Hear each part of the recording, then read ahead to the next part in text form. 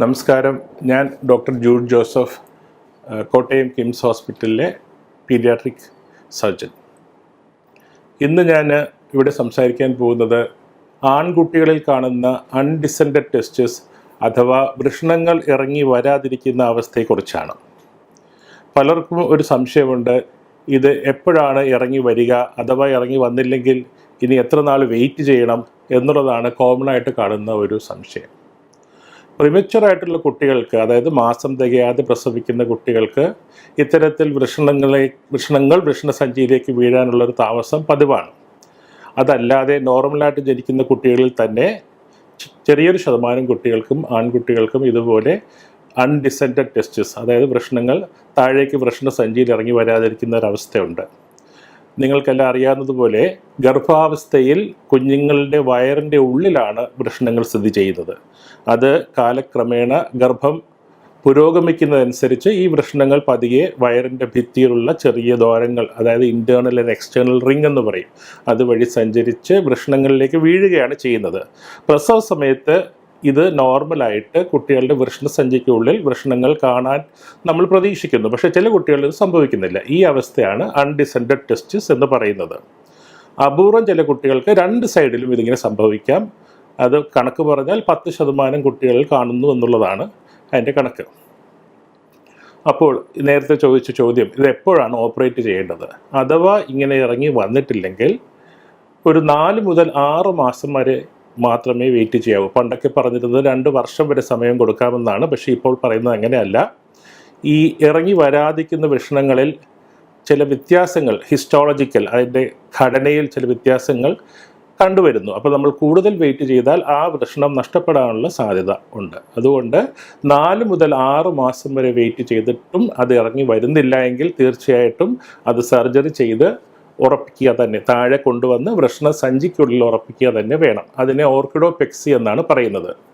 പിന്നെ എന്തുകൊണ്ട് നാം ഇത് ചെയ്യുന്നു? എന്തിന് ഓപ്പറേഷൻ ചെയ്ത് വൃഷണസഞ്ചിക്കുള്ളിൽ തന്നെ വൃഷണങ്ങൾ കൊണ്ട് വെക്കണം എന്നുള്ളതിൻ്റെ പ്രാധാന്യത്തെക്കുറിച്ച് പറയാം.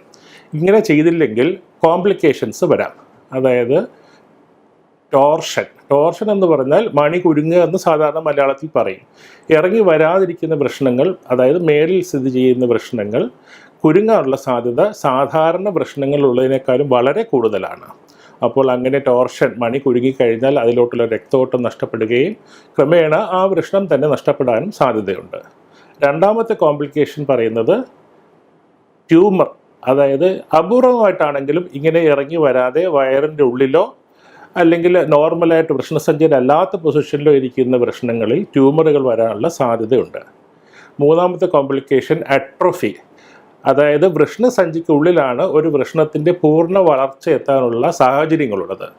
അങ്ങനെ വൃഷണസഞ്ചിക്കുള്ളിൽ അല്ലെങ്കിൽ അതിൻ്റെ പൂർണ്ണ വളർച്ചയിൽ എത്തുന്നില്ല എന്ന് മാത്രമല്ല, അത് ചുരുങ്ങിപ്പോകാനുള്ള സാധ്യതയുമുണ്ട്. പ്രത്യേകിച്ച് വയറിൻ്റെ ഉള്ളിൽ സ്ഥിതി ചെയ്യുന്ന വൃഷണങ്ങൾക്ക് അട്രോഫി, അതായത് ചുരുങ്ങിപ്പോകാനുള്ള സാധ്യത വളരെ കൂടുതലാണ്. അപ്പോൾ നമുക്ക് വൃഷണം നഷ്ടമാകും. അങ്ങനെ വരാതിരിക്കാനാണ് നമ്മളത് താഴെ കൊണ്ട് ഫിക്സ് ചെയ്യണമെന്ന് പറയുന്നത്. പിന്നെ ട്രോമ, അതായത് നമ്മുടെ വൃഷണസഞ്ചിക്കുള്ളിലിരിക്കുന്ന വൃഷണങ്ങൾ വളരെ സുരക്ഷിതമായൊരു സ്ഥാനത്താണ് പ്രകൃതിയാൽ തന്നെ ഉണ്ടാക്കിയിരിക്കുന്നത്. അപ്പോൾ അങ്ങനെ അല്ലാത്ത പൊസിഷനിലിരിക്കുന്ന വൃഷണങ്ങൾക്ക് വയറിൻ്റെ ഭിത്തി ലോവർ പാർട്ടിൽ, അതായത് താഴത്തെ ഭാഗത്താണെങ്കിൽ ട്രോമ, അതായത് ക്ഷതമേൽക്കാനുള്ള സാധ്യത കൂടുതലാണ്. അപ്പോൾ ഇത്തരം കോംപ്ലിക്കേഷൻസ് അവോയ്ഡ് ചെയ്യാനാണ് നമ്മൾ ഒരു 6 മാസം വരെ വെയിറ്റ് ചെയ്ത്, ജനിച്ചതിന് ശേഷം 6 മാസം വരെ വെയിറ്റ് ചെയ്തിട്ടും വൃഷണങ്ങൾ ഇറങ്ങി വരുന്നില്ലെങ്കിൽ അതിനെ ഓർക്കിഡോപെക്സി എന്നുള്ള സർജറി ചെയ്ത് താഴെ വൃഷണസഞ്ചിക്കുള്ളിൽ ഫിക്സ് ചെയ്യണം. അപ്പോൾ എപ്പോഴാണ് ചെയ്യേണ്ടതെന്ന് പറഞ്ഞു. ഇനി ഏതൊക്കെ രീതിയിലാണ് ഓപ്പറേഷൻ ചെയ്യേണ്ടത്? 2 രീതിയിൽ ചെയ്യാം. ഒന്ന്, നമ്മൾ ക്ലിനിക്കലി എക്സാമിൻ ചെയ്യുമ്പോൾ, പരിശോധിക്കുമ്പോൾ നമുക്ക് കൈകൊണ്ട് ഈ വൃഷണസഞ്ചിയുടെ മുകളിലുള്ള ഭാഗത്ത് എവിടെയെങ്കിലും ഈ വൃഷണങ്ങൾ നമുക്ക് ഫീൽ ചെയ്യാൻ പറ്റുന്നുണ്ടെങ്കിൽ അതിന് ഓപ്പണായിട്ട് ചെറിയൊരു ഓപ്പറേഷൻ, നമ്മൾ ഹെർണിയക്കൊക്കെ ചെയ്യുന്ന പോലെ അതുപോലെ ചെറിയൊരു ഓപ്പറേഷൻ ചെയ്ത് അവിടെ നിന്ന് തന്നെ ഓപ്പൺ സർജറി ചെയ്ത് വൃഷണങ്ങൾ താഴെ വൃഷണസഞ്ചിയിൽ വെക്കാവുന്നതാണ്. അതല്ല, വൃഷണങ്ങൾ വയറിൻ്റെ ഉള്ളിലാണെങ്കിൽ, അതായത് നോൺ പാൽപ്പബിൾ, നമുക്ക് ഫീൽ ചെയ്യാൻ പറ്റാത്തതും വയറിൻ്റെ ഉള്ളിലിരിക്കുന്നതുമായിട്ടുള്ള വൃഷണങ്ങൾ നമ്മൾ ലാപ്രോസ്കോപ്പി, താക്കോൽ ദ്വാര ശസ്ത്രക്രിയ ചെയ്താണ് ഫിക്സ് ചെയ്യുന്നത്. അതിന് ചിലപ്പോൾ അത് സിംഗിൾ സ്റ്റേജായിട്ട് ചെയ്യാം, ചിലപ്പോൾ 2 സ്റ്റേജായിട്ട് ചെയ്യാം. 2 സ്റ്റേജായിട്ട് ചെയ്യുന്ന അവസ്ഥ എന്ന് വെച്ചാൽ നമുക്ക് ഈ വൃഷ്ണസഞ്ചിയിലോട്ട് കൊണ്ടുവയ്ക്കാനുള്ള നീളം, അതായത് ബീജവാഹിനിക്കുഴൽ, രക്തധമനികൾ, ഇവയ്ക്കെല്ലാം നീളം വേണം. എന്നാലും നമുക്കത് വയറിൻ്റെ ഉള്ളിൽ നിന്ന് താഴെ കൊണ്ട് വയ്ക്കാൻ പറ്റത്തുള്ളൂ. അപ്പോൾ ഒറ്റ സ്റ്റേജിൽ തന്നെ നമുക്ക് താഴെ കൊണ്ട് വയ്ക്കാൻ പറ്റുന്നില്ല എങ്കിൽ നമ്മൾ ആദ്യം ആ രക്തധമനികൾ ക്ലിപ്പ് ചെയ്ത് വയറിൻ്റെ ഉള്ളിൽ തന്നെ ആ വൃഷ്ണത്തെ അവിടെ പുനഃസ്ഥാപിക്കും.